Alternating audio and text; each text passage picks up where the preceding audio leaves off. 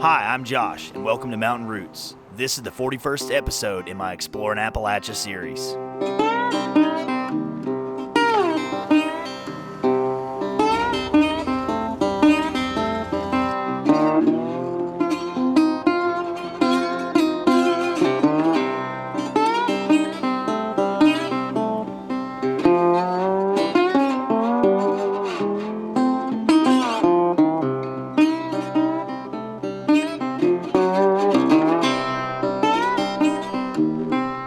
City, Virginia, a place rich in Native American and pioneer history, located within the greater Tri-City metro area of Kingsport, Johnson City, and Bristol, Tennessee, Virginia.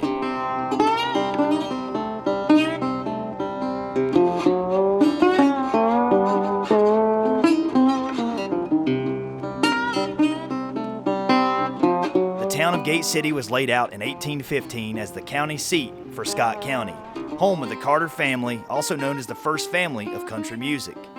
After a series of name changes, though, from Winfield after General Winfield Scott to finally Gate City in 1886 because of where the town is situated in Moccasin Gap, through which the old wilderness road to the west once passed between Cherokee territory to the south and Shawnee lands in present-day Ohio. European explorers, hunters, and trappers were using the gap by the mid-1700s, and Daniel Boone, along with some 36 men, were hired to widen the existing Indian path, blazing a route into Kentucky. Be sure to watch my episode on the Cumberland Gap for more on this. Due to its location along the Clinch River near here, at the mouth of the Stony Creek, a fort once stood named Blackmore's Fort, which is thought to have been completed a couple years before the American Revolution because Daniel Boone was called upon once again to command the fort during Dunmore's War in 1774. Many conflicts between Native Americans and settlers occurred here, largely because of the increased settlement. In a treaty in 1770 between the Cherokee of the area and John Donaldson, representing Virginia, the Cherokee agreed to shift the boundary westward between their lands and the territory open to settlers. This line would run from the vicinity of present-day Kingsport, Tennessee, to what is now West Virginia at the confluence of the Kanawha and Ohio rivers. However, Donaldson blazed a trail well to the west of that delineated in the treaty, all the way to the mouth of the Kentucky River. It's said he had consent of the Cherokee representative to do this. At one point, though, in the late 1780s, early 1790s, Elijah Ferris and his family had land on both sides of Moccasin Creek, and their home was a regular stop on the Wilderness Road. But Bob Benge, or Chief Benge as he was known, and other Native Americans raided their home and killed the Ferris family. Chief Benge conducted other raids in the area and in neighboring states over an extended period in response to attacks on Cherokee communities in the South.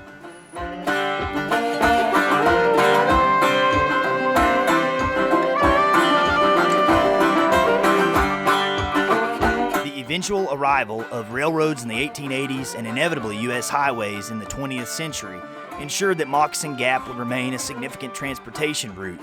By the 1900s, Gate City had become a vibrant boomtown as a commercial and transportation center, with logging, iron, and manufacturing fueling its growth. Up to 6 passenger trains a day passed through Gate City, and 3 movie theaters, banks, and a hotel were there to serve the people. All this growth and momentum began to wane, though, in the 1950s and 60s. And as of 2010, Gate City Historic District was listed on the National Register of Historic Places.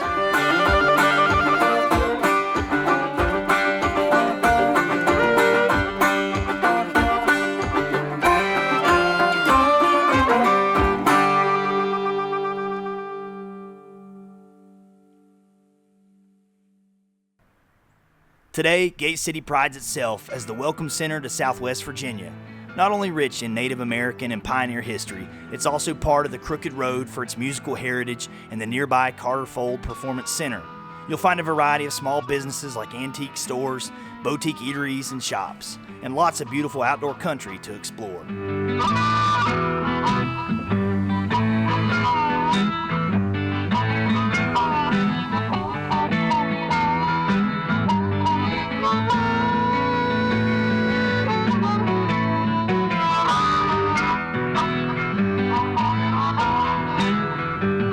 The several conversations I had with folks while in Gate City were kind and welcoming.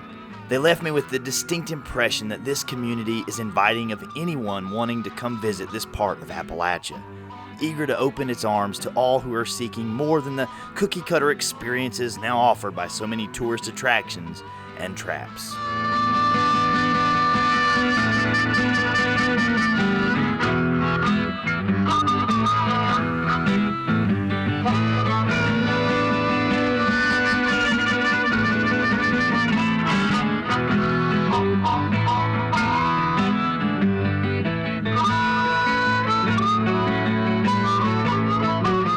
Gate City may be a town in the mountains of Appalachia with a rich past, but the down-to-earth people calling it home today are also looking toward the possibilities the future may hold.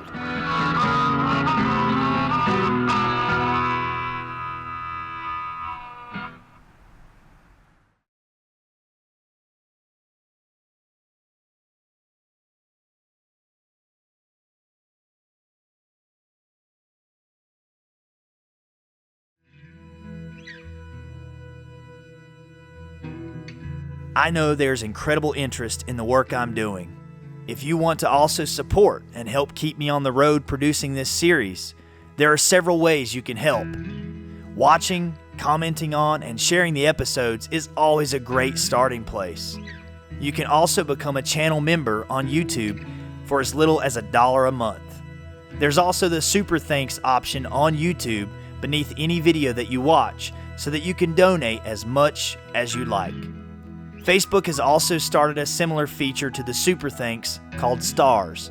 100 stars equals $1 and can be donated on videos you watch there. You can also become a monthly patron on Patreon.